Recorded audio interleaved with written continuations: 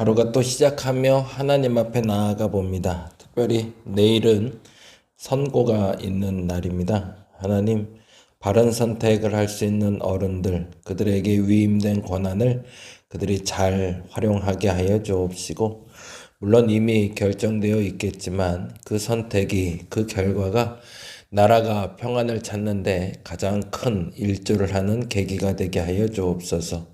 물론 만족하지 못하는 사람들도 있을 수 있습니다. 불편한 사람들도 있을 수 있습니다. 그럼에도 불구하고 해야 될 일이라면 우리가 감당해야 할진데 하나님 바른 길로 인도하여 주옵소서. 다만 우리로 시험에 들지 말게 하옵시고 다만 악에서 구하옵소서. 오늘도 힘차게 또 우리의 일상을 지켜보고자 합니다. 그 어떤 일이 있어도 우리의 일상을 무너뜨리지 않게 하시고 오늘 내가 해야 될 그 일을 잘 감당하는 우리 성도들 되게 하여 주시옵소서. 감사합니다. 고마우신 예수님 이름으로 기도드립니다. 아멘, 아멘. 오늘은 고린도전서 보는 날입니다. 고린도전서 1장부터 9장까지 보는 날이고요. 그 중에 9장 19절에서 23절까지 말씀 함께 봅니다. 고린도전서 9장 19절에서 23절까지 우리 같이 한 목소리로 읽도록 합니다. 내가 모든 사람에게서 자유로우나 스스로 모든 사람에게 종이 된 것은 더 많은 사람을 얻고자 함이라.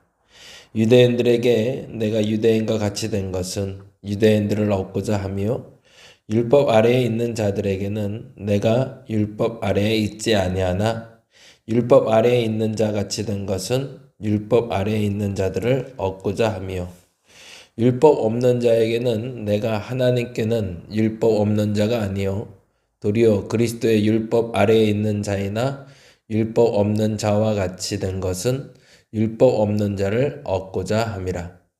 약한 자들에게 내가 약한 자가 된 것은 약한 자들을 얻고자 하며 내가 여러 사람에게 여러 모습이 된 것은 아무쪼록 몇 사람이라도 구원하고자 함이니 내가 복음을 위하여 모든 것을 행함은 복음에 참여하고자 함이라.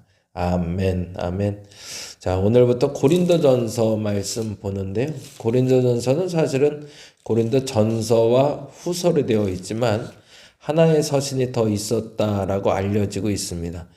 그래서 고린도 교회에 문제가 발생한 것을 보고 사도 바울이 편지를 보내고 그것 때문에 문제가 해결되지 않음을 보고 다시금 또 편지를 보내며 그들에게 다가가는 모습을 보는데 지금처럼 전화가 있거나 직접 만날 수 있는 일들이 흔치 않았던 일들인지라 끊임없이 편지를 통해서 서로 소통하고 있는 모습을 봅니다. 그런 면에서는 조금 향수가 있어요. 옛날에 저희들 펜팔이라는 것도 있었고 우체국에서 우편 붙여서 편지 보내는 일들을 종종 했었는데 이제 문명이 많이 발달되고 나서부터 우리가 할 수 있었던 그 소소한 행복들을 조금 잃지 않았는가라는 생각은 사실은 듭니다. 그래서 우체부가 오실 때마다 그 우체부 직원이 오실 때마다 편지를 기다렸던 기억들도 있는데 예를 들어 군대 가 있는 친구, 군대 가 있는 아들, 딸들이 이제 편지를 보내오면 그렇게 행복하고 기다려지고 그랬었는데 그런 향수들과 또 그런 생각을 하고 고린도전서를 읽다 보면 사도 바울의 마음도 조금 느낄 수 있을 것 같고요. 그리고 또 하나는 지금은 즉문즉답이 이루어져야 되잖아요. 카톡 했는데 왜 안 봐?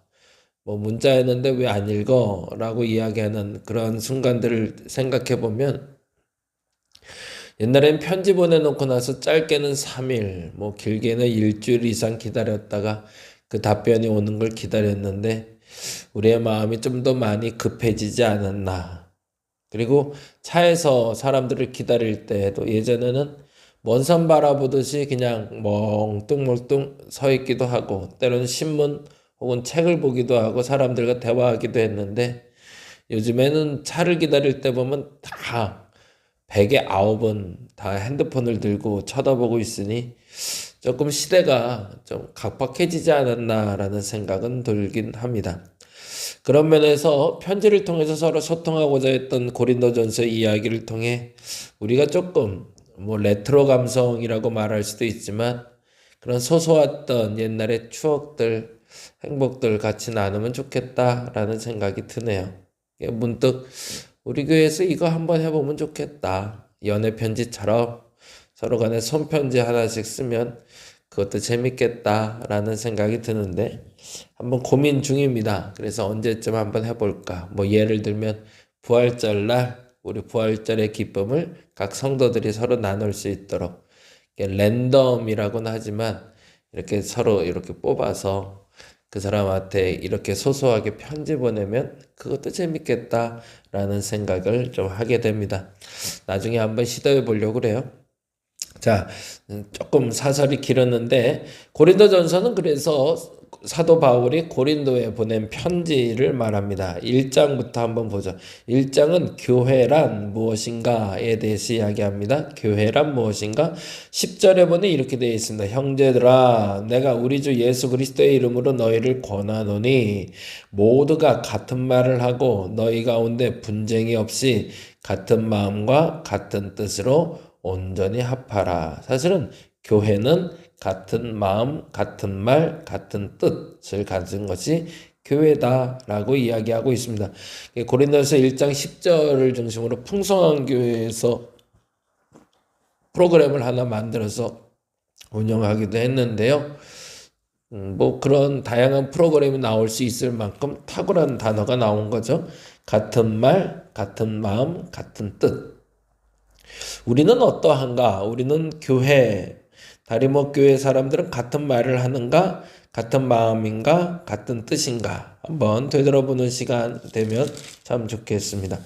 2장에 이르면 2장은 교회는 성령의 능력으로 행하는 것이다 라는 것을 이야기합니다. 4절과 5절 한번 볼까요?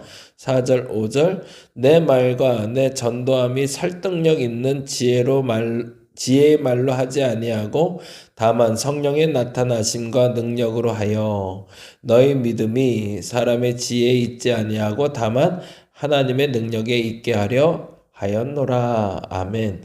하나님의 능력으로 성령의 능력으로 같은 말, 같은 뜻, 같은 마음이 이루어진다는 거죠. 그런데 고린도 교회를 책망하는 이유가 비로소 3장 3절에 나옵니다. 3장. 2장은 성령의 능력 이렇게 놓으시면 좋겠고요. 3장은 책망의 이유를 이렇게 얘기합니다. 3절 읽어볼까요? 너희는 아직도 육신에 속한 자로다. 너희 가운데 시기와 분쟁이 있으니 어찌 육신에 속하여 사람을 따라 행함이 아니리요. 이제 그러면 정리가 되네요. 고린도 교회의 교회다움에 대해서 이야기할 땐 같은 말, 같은 마음, 같은 뜻인데 그 같은 말, 같은 마음, 같은 뜻은 성령의 인도하심에 따라 이루어지는데 고린도전서를 쓸 때에 고린도 교회의 사정은 같은 말, 같은 뜻, 같은 마음이 아니었다는 거네요. 그래서 그 시기와 분쟁이 있으니 이걸 어떻게 하려고 그러냐? 그것 좀 해결해 보자 라고 이야기하는 것이 본격적인 이야기의 시작입니다. 그러면서 4장에 다음과 같은 이야기를 합니다. 첫 번째 그들이 갈라진 가장 큰 안타까운 일을 이야기하기 이전에 이렇게 얘기하고 있네요. 4장 1절 같이 한번 읽어볼까요? 사람이 마땅히 우리를 그리스도의 일꾼이요 하나님의 비밀을 맡은 자로 여길지어다 라고 이야기하네요. 요 얘기를 했던 이유가 3절에서 5절 3장 3절에서 5절에 나와요. 같이 한번 볼까요? 너희는 아직도 육신에 속한 자로다. 너희 가운데 시기와 분쟁이 있으니 어찌 육신에 속하여 사람을 따라 행함이 아니리요. 그러면 시기와 분쟁의 가장 큰 첫 번째 문제는 뭘까요? 어떤 이는 말하되 나는 바울이다. 다른 이는 나는 아볼로에게라. 너는 육의 사람이 아니리요. 나는 여기 속했고 너는 저기 속했다라는 식으로 분열되어 있는 모습. 근데 그 분열의 근원은 뭐다? 지도자들의 문제네.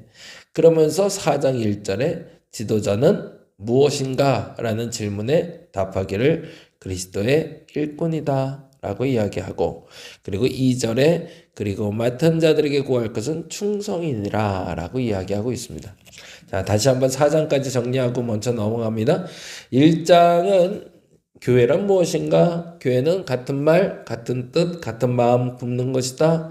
그것은 어떻게 이루어지는가? 2장 성령의 능력이다. 성령의 능력으로 우리는 같은 말, 같은 뜻, 같은 마음 품을 수 있다. 근데 왜 내가 너희를 책망하냐? 너희는 같은 말, 같은 뜻, 같은 마음을 갖는 그러한 하나됨이 없고 분열되어 있지 않는가? 어떻게 분열되어 있는가? 지도자들 분열되어 있지 않는가? 그래서 3장은 책망의 이유에 대해서 본질적으로 이야기하고 4장은 그러면 지도자들은 어떻게 해야 되는가? 하나님의 일꾼으로 알고 맡은 일에 충성해야 된다라고 이야기하는 겁니다. 자, 여기까지는 좀 짧게 다뤘던 이유는 서론과 관련된 이야기이기 때문에 그렇습니다. 그리고 5장부터 본격적으로 실제적인 그 고린도 교회의 문제에 대해서 말하기 시작합니다. 그래서 실제적인 문제 1 이렇게 해놓으시면 좋을 것 같고요. 실제적인 문제 첫 번째는 1절입니다. 이건 엄청난 일이 벌어졌어요. 5장 1절에 보니 이렇게 되어 있네요. 너희 중에 심지어 음행이 있다 함을 들으니 그런 음행은 이방인 중에서도 없는 것이라 누가 그 아버지의 아내를 취하였다 하는 듯. 이거는 이런 얘기를 이렇게 편지에 담기도 부끄러운 이야기인데 어떤 일이 벌어진 거죠? 아버지가 아마 재혼을 한 것 같아요.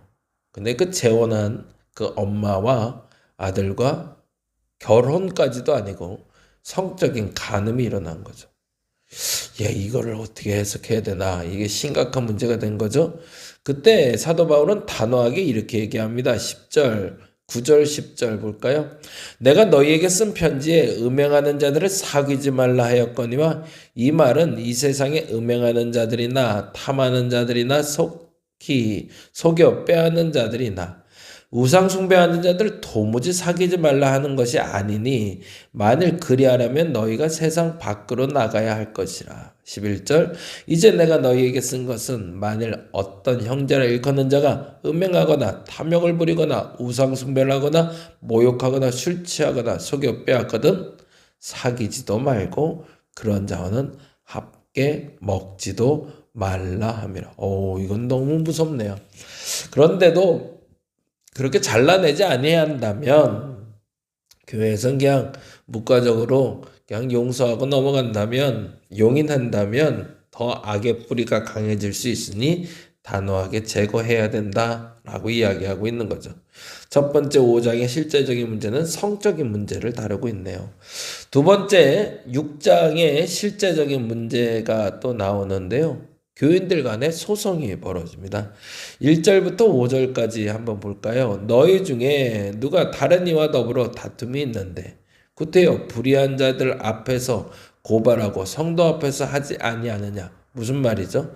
소송이 벌어졌는데 교회 안에서 내분이 일어났다고 그것을 교회 안에서 해결하지 못하고 어디로 나갔다는 거예요? 세상 법정으로 나갔다는 얘기죠. 그래서 그 일에 대해서 불편해하며 사도 바울이 다시금 그들에게 이렇게 해야 된다라고 이야기하는 것이 사실은 6장 이야기가 됩니다. 그래서 6장엔 이렇게 얘기하네요. 6절에서 7절 볼까요? 형제가 형제와 더불어 고발할 뿐더러 믿지 않은 자들 앞에서 하느냐? 너희가 피차 고발함으로 너희 가운데 이미 뚜렷한 허물이 있나니 차라리 불의를 당하는 것이 낫지 아니하며 차라리 속는 것이 낫지 아니하냐. 왜 싸우냐? 차라리 손해를 봐라. 차라리 손해보고 말지. 그거 들고 가서 나 예수 믿는 사람인데 라고 말해놓고서 세상 법정에서 다투는 모습 보면 그거 참 보기 좋겠다 라고 얘기하는 거죠. 안타까운 얘기죠. 근데 요즘도 많이 비일비재하게 일어나는데 예전에 이제 저희 교회에서 함께 신앙생활 했던 우리 법조인이 한 분 계신데 그분이 그런 얘기를 하셨거든요. 어느 날 이게 그 재판장에 들어갔더니 증거물이라고 제출을 하잖아요. 증거물이라고 제출하는 거 보니까 헌금 봉투라는 거죠. 근데 이게 헌금인가 아닌가 판결해 달라고.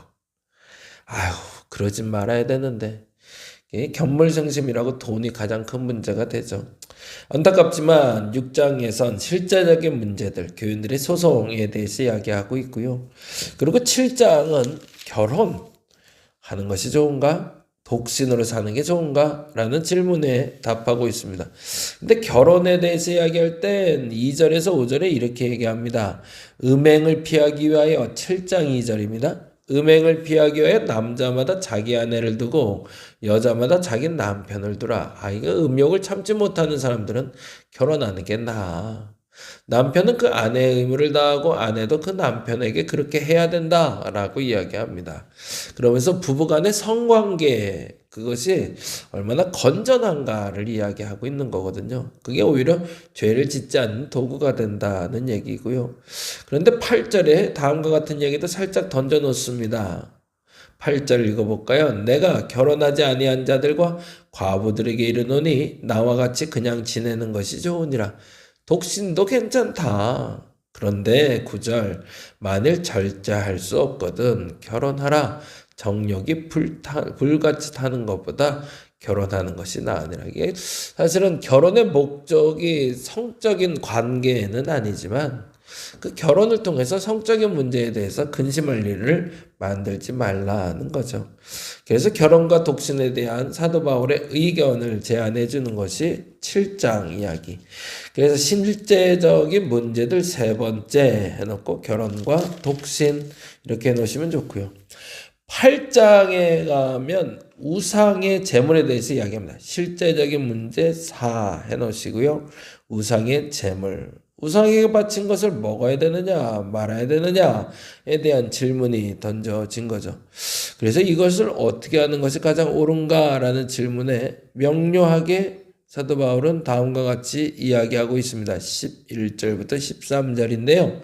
읽어볼까요? 8장 11, 13절. 그러면 내 지식으로 그 믿음이 약한 자가 멸망하나니 그는 그리스도께서 위하여 죽으신 형제라. 이같이 너희가 형제에게 죄를 지어 그 약한 양심을 상하게 하는 것이 곧 그리스도에게 죄를 짓는 것이니라.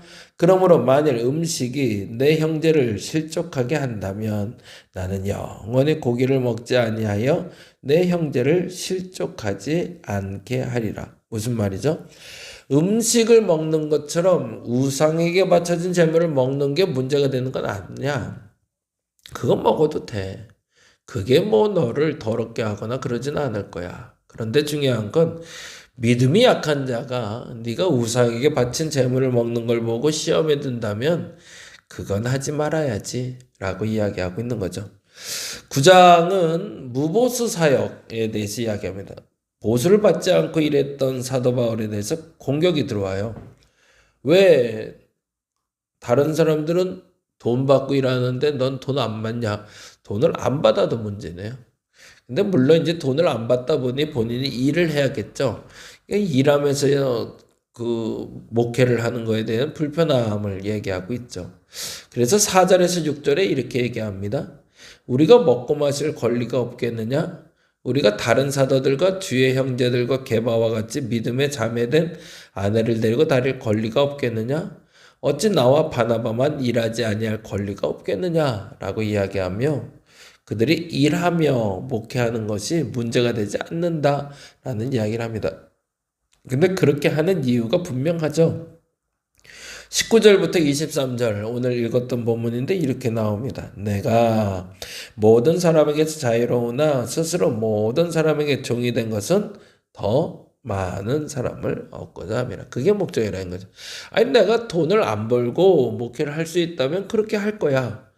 돈을 받으면서 목회할 수 있다면 또 그렇게 할 거야. 근데 전제는 뭐냐면 그것 때문에 사람을 얻을 수 있다면 당연히 그 일을 해야지. 근데 그것 때문에 사람을 잃는다면 구태여 내가 그 일을 할 필요가 있을까라고 생각하는 거죠.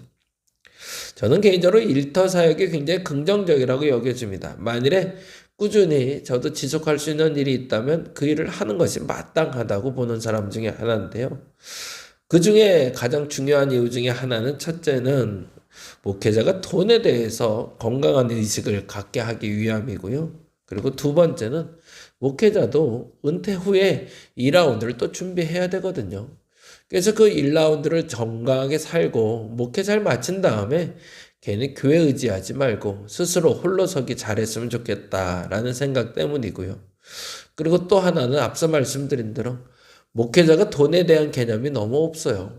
그래서 그 돈에 대한 바른 개념 갖기 위해서라도 건강하게 일을 한번 해보는 것은 좋지 않을까라고 생각합니다.